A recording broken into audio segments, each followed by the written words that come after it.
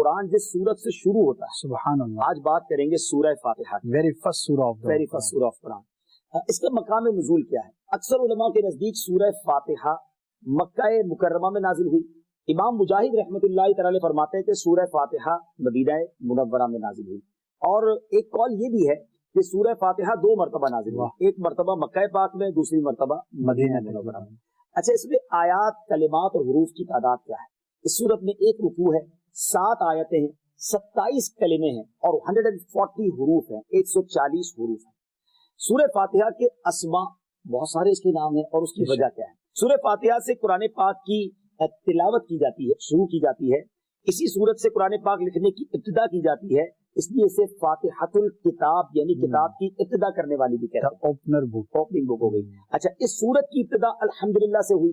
اسی مناسبت سے اسے سورہ حمد یعنی وہ سورت جس میں اللہ تعالیٰ کی حمد بیان کی گئی یہ بھی کہتے ہیں. سورہ فاتحہ قرآن پاک کی اصل ہے، اس بنا پر اسے ام القرآن اور ام الکتاب بھی کہتے ہیں. کیا بات ہے. اور آگے چلتے ہیں. یہ سورت نماز کی ہر رکعت میں پڑھی جاتی ہے اور یہ سورت 2 مرتبہ نازل ہوئی ہے. اس وجہ سے اسے السبع المثانی یعنی بار بار پڑھی جانے والی یا ایک سے زائد مرتبہ نازل ہونے والی 7 آیتیں کہا جاتا ہے. اچھا، دین کے بنیادی امور کا جامع ہونے کی وجہ سے سورہ فاتحہ کو سورہ کنز، سورہ وافیہ، سورۃ الکافیہ بھی کہتے ہیں. سبحان اللہ. اچھا، شفا کا باعث ہونے کی وجہ سے اس سورت کو سورۃ الشفا اور سورۃ الشافیہ بھی کہتے ہیں. اچھا، دعا پر مشتمل ہونے کی وجہ سے سورۃ الدعاء، سورۃ السؤال، سورۃ المناجات بھی سے. کتنے نام ہیں سورت کے اور اتنی مختصر سورت ہے. اور ناظرین، ابھی آپ نے اس کے فضائل سننے، یقین کریں آپ فضائل پڑھیں گے نا یا سنیں گے تو آپ کا جی چاہے گا جب مجھے موقع ملے میں نے سورہ فاتحہ پڑھ لی. اچھا، عرب لوگوں میں میں نے یہ دیکھا، آپ کو بھی ہوا ہوگا اتفاق کہ وہ بات بات پر مل کے کہتے ہیں فاتحہ پڑھ. تو فاتحہ دعا میں بار بار پڑھنا اور کسی نیت کے ساتھ پڑھنا، سبحان اللہ، یہ بڑا اچھا معمول ہے. اب میں 1-2 حدیثیں بھی سنا دیتا ہوں تاکہ مزید سورہ فاتحہ کے فضائل، بلیسنگز پتہ چل جائیں. پہلی حدیث ہے بخاری شریف کی. سبحان اللہ. حضرت ابو سعید بن معلہ رضی اللہ عنہ فرماتے ہیں، میں نماز پڑھ رہا تھا تو مجھے نبی پاک علیہ الصلوۃ والسلام نے بلایا لیکن میں نے جواب نہ دیا. جب نماز سے فارغ ہو کر پیارے آقا علیہ الصلوۃ والسلام کی خدمت میں حاضر ہوا تو میں نے عرض کی، یا رسول اللہ صلی اللہ علیہ وسلم، میں نماز پڑھ رہا ہوں. پیارے آقا علیہ الصلوۃ والسلام نے فرمایا، کیا اللہ تعالیٰ نے یہ نہیں فرمایا استجیبوا للہ وللرسول اذا دعاکم، اللہ اور اس کے رسول کی بارگاہ میں حاضر ہو جاؤ جب وہ تمہیں بلائیں. پھر ارشاد فرمایا، کیا میں تمہیں تمہارے مسجد سے نکلنے سے پہلے قرآن کریم کی سب سے عظیم سورت نہ سکھا دوں؟ سب سے عظیم سورت. پھر آپ علیہ السلام نے میرا ہاتھ پکڑ لیا. جب ہم نے نکلنے کا ارادہ کیا تو میں نے عرض کی، حضور آپ نے کچھ فرمایا تھا تو کہ میں ضرور تمہیں قرآن مجید کی سب سے عظمت والی سورت سکھاؤں گا. تو نبی پاک نے فرمایا وہ سورت الحمدللہ رب العالمین ہے، یہی 7 مثانی اور قرآن عظیم ہے جو مجھے عطا فرمائی. واہ، قرآن کی عظیم ترین سورت میرے آقا علیہ الصلوۃ والسلام نے فرمایا. بہرحال اس کے بہت سارے فضائل ہیں. جو لوگ بیمار ہیں، پریشان ہیں، ذرا غور سے سنیے. نبی پاک فرماتے ہیں کہ سورہ فاتحہ ہر مرض کے لیے شفا. آپ سورہ فاتحہ پڑھ کے کسی مریض پہ دم کر دیں، اپنے اوپر دم کر دیں، مریض خود پڑھ لے، پانی پہ دم کر کے پی لیں تو انشاءاللہ امراض سے اس میں شفا ہے. ٹاپکس بہت سارے ہیں اس کے، 1-2 عرض کر دیتا ہوں. اس سورت میں اللہ تعالیٰ کی حمد و ثنا کا بیان ہے. اللہ تعالیٰ کے رب ہونے، اس کے رحمان الرحیم ہونے، نیز مخلوق کے مرنے کے بعد دوبارہ زندہ کیے جانے اور قیامت کے دن ان کے اعمال کی جزا ملنے کا ذکر ہے. صرف اللہ تعالیٰ کے عبادت کے مستحق ہونے اور اسی کے حقیقی مددگار ہونے کا تذکرہ. تو ماشاءاللہ سورہ فاتحہ کی کیا بات ہے. میں بھی نیت کروں اور آپ بھی نیت کریں کہ جب جب موقع ملے گا، میرا خیال ہے 2 منٹ لگتے ہیں بالکل فاتحہ پڑھنے میں، آسانی سے پڑھ سکتے ہیں، یاد بھی ہوتی ہے، بچے کو یاد ہوتی ہے تو کیوں نہ اس کا ورد کرتے رہیں. سبحان اللہ. مجھے اپنی اور ساری دنیا کے لوگوں کی اصلاح کی کوشش کرنی ہے انشاءاللہ. حدیث قدسی ہے کہ جب میں اپنے کسی بندے کے بدن یا اس کے مال یا اس کی اولاد کی طرف کوئی سختی بھیجوں پھر وہ صبر جمیل کے ساتھ اس کا استقبال کرے تو قیامت کے دن مجھے اس سے حیا آئے گی کہ میں اس کے لیے میزان قائم کروں یا اس کا نامہ اعمال کھولوں.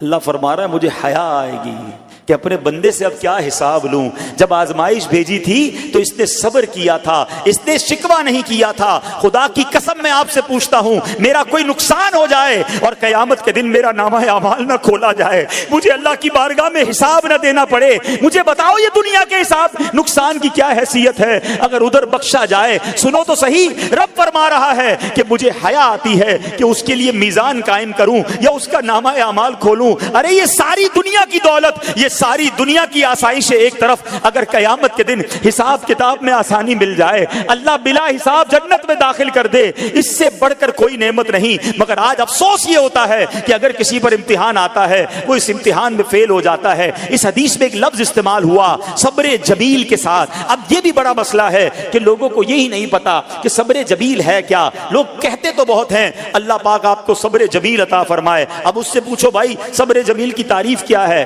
تو پھر تعریف نہیں پتا ہوتی. یہ کسی جمیل بھائی کا صبر نہیں ہے کہ جس کو صبر جمیل کہا جاتا ہے. صبر جمیل کی تعریف سمجھو. علماء کہتے ہیں کسی مصیبت زدہ اور غیر مصیبت زدہ کو برابر میں دیکھو, مگر دونوں میں کوئی فرق نظر رہا ہے.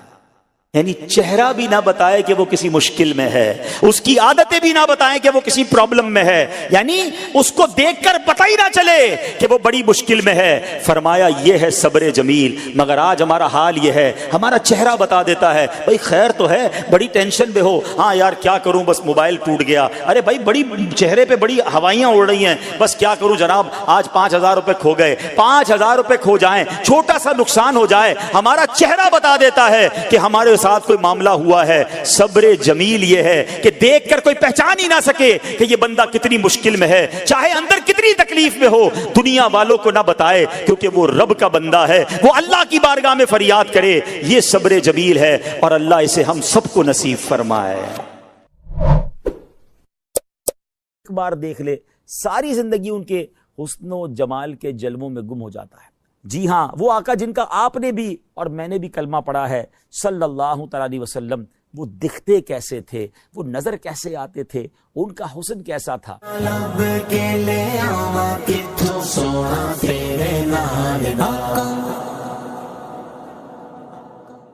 پیارے پیارے اسلامی بھائیوں اور مدنی چینل کے ناظرین, آپ نے آج تک بڑے حسین لوگوں کے تذکرے سنے ہوں گے یا انہیں دیکھا ہوگا. ہو سکتا ہے بڑے دنیا کے حسین مقامات بھی دیکھے ہوں اور ان کا تذکرہ سنا ہو, مگر آج آپ کچھ انوکھا, کچھ نرالا, کچھ بڑا ہی پیارا سننے جا رہے ہیں. امید ہے جیسے جیسے آپ سنتے جائیں گے دل کی مرجھائی کلیاں کھلتی چلی جائیں گی. انشاءاللہ شوق دیدار بڑھتا چلا جائے گا. جیسے جیسے سنتے جائیں گے کئیوں کی آنکھیں اشک بار ہوتی چلی جائیں گی. کس کا تذکرہ ہونا ہے؟ اس حسین کی بات ہونی ہے, اس حسن و جمال کے پیکر کا تذکرہ ہونا ہے کہ ان جیسا پیارا, ان جیسا سونا, ان جیسا حسین رب نے کوئی اور بنایا ہی نہیں ہے. جی ہاں, آج اس ہستی کا تذکرہ ہونا ہے جس جیسا سونا, پیارا اور حسین رب نے بنایا ہی نہیں ہے. وہ حسن و جمال کے پیکر ہیں, وہ شمس الضحیٰ ہیں, وہ بدر الدجا ہیں, وہ ایسے آقا ہیں جن کو کوئی ایک بار دیکھ لے ساری زندگی ان کے حسن و جمال کے جلووں میں گم ہو جاتا ہے. آج نبی پاک صاحب لولاک صلی اللہ تعالی علیہ وسلم کا تذکرہ خیر ہونا ہے. نہ کوئی آپ جیسا تھا, نہ کوئی آپ جیسا ہے. اے میرے پیارے اسلامی بھائیوں, آج کس کی زبانی یہ تذکرہ ہوگا؟ کس نے دیکھا اور کہ دیکھ کر دیوانہ ہو گیا؟ میرے آقا علیہ الصلوۃ والسلام کا حسن وہ ہے کہ جب سیدنا حسان بن ثابت رضی اللہ تعالیٰ عنہ نے دیکھا تو بے ساختہ پکار اٹھے, وَأَحْسَنُ مِنْكَ لَمْ تَرَ قَطُّ عَيْنِي وَأَجْمَلُ مِنْكَ لَمْ تَلِدِ النِّسَاءُ خُلِقْتَ مُبَرَّأً مِنْ كُلِّ عَيْبٍ كَأَنَّكَ قَدْ خُلِقْتَ كَمَا تَشَاءُ. نبی پاک علیہ الصلوۃ والسلام کی ذات وہ ہے جب ان کے حسن و جمال میں گم ہو کر مولانا جامی رحمۃ اللہ تعالی نے قلم اٹھایا تو کمال کیا. اور آپ لکھتے ہیں, ہر کس کے لبے لالے ترا دیدہ بدل گفت, حقا کے چے خوشکندہ عقیق یمنی را. وہ آقا ہیں کہ جب امام عشق و محبت اعلیٰ حضرت فاضل بریلوی رحمۃ اللہ تعالی علیہ نے آپ کے چہرہ انور کے تصور میں گم ہوئے تو کیا لکھتے ہیں, خامہ قدرت کا حسن دستکاری واہ واہ, کیا ہی تصویر اپنے پیارے کی سنواری واہ واہ. کہیں لکھتے ہیں, کاف گے سوہا دہن یا ابرو آنکھیں عین صاد, کاف ہا یا عین صاد, ان کا ہے چہرہ نور کا. جب مولانا حسن رضا خان صاحب نبی پاک علیہ الصلوۃ والسلام کے جلووں میں گم ہوتے ہیں تو پھر کیا خوب لکھتے ہیں کہ ایسا تجھے خالق نے طرحدار بنایا، یوسف کو تیرا طالب دیدار بنایا، کونین بنائے گئے سرکار کی خاطر، کونین کی خاطر تمہیں سرکار بنایا۔ مفتی اعظم ہند مصطفیٰ رضا خان صاحب رحمۃ اللہ تعالی جب قلم اٹھاتے ہیں تو کیا لکھتے ہیں کہ خدا کی سلطنت کا دو جہاں میں کون دولا ہے، تم ہی تم ہو، تم ہی تم ہو، یہاں تم ہو، وہاں تم ہو۔ اور پھر میرے شیخ طریقت امیر اہل سنت بانی دعوت اسلامی مولانا محمد الیاس عطار قادری دامت برکاتہم العالیہ جب قلم اٹھاتے ہیں، آقا کے جلووں کا تصور جماتے ہیں تو پھر کیا لکھتے ہیں، تیرا خلق سب سے بالا، تیرا حسن سب سے اعلیٰ، فدا تجھ پہ سب زمانہ، مدنی مدینے والے۔ پیارے اسلامی بھائیوں، آج اس ہستی کا تذکرہ کرنا ہے جس کا سارا عالم پروانہ ہے۔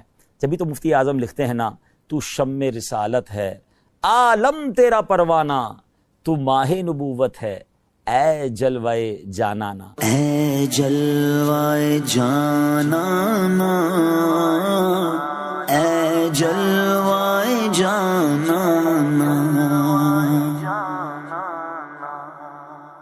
آئیے اس جلوائے جانانا کا تذکرہ سنتے ہیں، اور کس کی زبانی؟ جی ہاں، اس ہستی کی کہ جس نے ایک بار دیدار کیا، پھر جن الفاظ کے ساتھ تعارف پیش کیا۔ آج بھی سیرت کی کتابوں میں گویا سنہرے حروف میں وہ الفاظ لکھے جاتے ہیں، پڑھے جاتے ہیں۔ اگر آج واقعی آپ جاننا چاہتے ہیں کہ وہ آقا، جی ہاں وہ آقا جن کا آپ نے بھی اور میں نے بھی کلمہ پڑھا ہے صلی اللہ تعالی علیہ وسلم، وہ دکھتے کیسے تھے، وہ نظر کیسے آتے تھے، ان کا حسن کیسا تھا، تو آئیے اب تیار ہو جائیے، تصور میں گم ہو جائیے۔ پیکر حسن و جمال رسول بے مثال بی بی آمنہ کے لال صلی اللہ علیہ وسلم کا رخ زیبا کیسا تھا، سنتے ہیں سیدتنا ام معبد رضی اللہ تعالی عنہا کی زبان میں۔ ہجرت کا سفر ہے، نبی پاک علیہ الصلوۃ والسلام سیدنا ابو بکر صدیق رضی اللہ تعالیٰ عنہ کے ساتھ سفر پر رواں دواں ہیں۔ راستے میں وادی قدید کا مقام آتا ہے، ایک ضعیف خاتون ہے جو اپنے خیموں میں بیٹھا کرتی ہیں، آنے جانے والے مسافروں کو کچھ کھانے پینے کا سامان فروخت کیا کرتی ہیں۔ پیارے آقا علیہ الصلوۃ والسلام بھی اس خیمے پر پہنچتے ہیں، کچھ رقم دے کر کچھ کھانے پینے کا سامان خریدنا چاہتے ہیں۔ ان کے پاس کچھ نہ تھا، معذرت کر لی۔ نبی پاک علیہ الصلوۃ والسلام نے ان کے خیمے میں ایک بکری دیکھی جو بڑی لاغر تھی، اس کے تھن بھی سوکھے ہوئے تھے۔ میرے آقا علیہ الصلوۃ والسلام نے اجازت طلب کی کہ اگر آپ اجازت دیں تو اس بکری سے ہم کچھ دودھ نکال لیں۔ ام معبد یہ جانتے ہوئے کہ اس بکری نے دودھ نہیں دینا، پھر بھی اجازت دے دی۔ پیارے آقا علیہ الصلوۃ والسلام نے اپنے مبارک ہاتھ ان تھنوں پر لگائے۔ ہاتھ کس کے تھے؟ وہ تھن دودھ سے بھر گئے، اتنا دودھ نکلا کہ سب نے خوب دودھ پیا، بلکہ سارے برتن بھی دودھ سے بھر گئے۔ ام معبد رضی اللہ تعالیٰ عنہ یہ معجزہ دیکھ کر بڑی حیران ہوئی۔ میرے آقا علیہ الصلوۃ والسلام تو اپنا دیدار کروا کے چلے گئے، مگر ان کے سبحان اللہ گھر والوں کو دیوانہ بنا گئے، اس گھرانے کو اپنا دیوانہ بنا گئے۔ ابھی وہ ایمان نہیں لائے تھے۔ ابو معبد رضی اللہ تعالیٰ جب واپس آئے اور ام معبد کے جو شوہر ہیں گھر میں جب دودھ سے بھرے ہوئے برتن دیکھے تو پوچھتے ہیں کہ کون آیا تھا، یہ کیا معاملہ ہے؟ تو آپ فرماتی ہیں ایک مبارک آیا تھا۔ نبی پاک کا نام بھی ابھی انہیں نہیں پتا تھا، نام بھی نہیں پوچھا تھا، تو نام کہا، ایک مبارک ہستی تھی، ایک مبارک شخصیت تھے۔ کہا یہ تو بتاؤ وہ دکھتے کیسے تھے، ذرا بتاؤ تو صحیح وہ کیسے تھے۔ اے پیارے اسلامی بھائیوں، مدنی چینل کے ناظرین، اب سنیے میرے آقا کیسے دکھتے تھے، نبی پاک کا حسن و جمال کیسا تھا۔ ام معبد رضی اللہ تعالیٰ عنہ کے عشق بھرے انداز میں، کس پیارے انداز میں نبی پاک کا رخ انور بیان کیا۔ آئیے الفاظ تو دیکھیے کیسے موتیوں کی مانند ہے۔ وہ کہتی ہیں رأیت رجلا ظاہر الوداع، میں نے ایک ایسی ذات دیکھی ہے جن کا حسن نمایاں ہے، ابلج الوجہ حسن الخلق، جن کا چہرہ خوبصورت اور وہ تخلیق کے شاہکار تھے، لم تعبہ سجلا، ان کی جسابت میں فربا ہونے کا عیب ہی نہ تھا، ولم تزری بہ سعلا، اور نہ